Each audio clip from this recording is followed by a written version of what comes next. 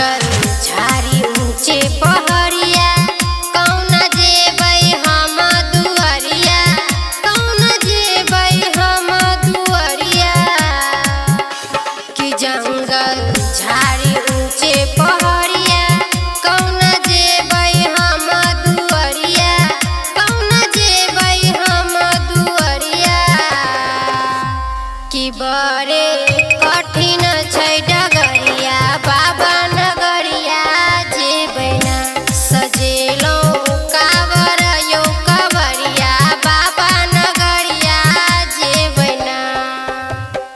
Music by DJ विकास बेतिया। बोलिए शंकर भगवान की।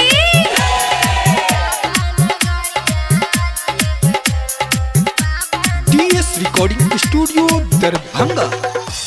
कि दोनों कन्हा मोर छिलेलै दोनों पैरों से हो खिएलै दोनों पैरों से हो खिएलै कि दोनों कन्हा मोर छिलेलै दोनों पैरों से हो खिएलै दोनों पैरों से हो खिएलै त होइया बड़ जोर दरदिया बाबा नगरिया जेबै ना सजेलो कावर यो कवरिया बाबा नगरिया जेबै ना।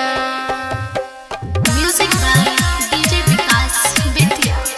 बोलो बोलो डमरू वाले बाबा की।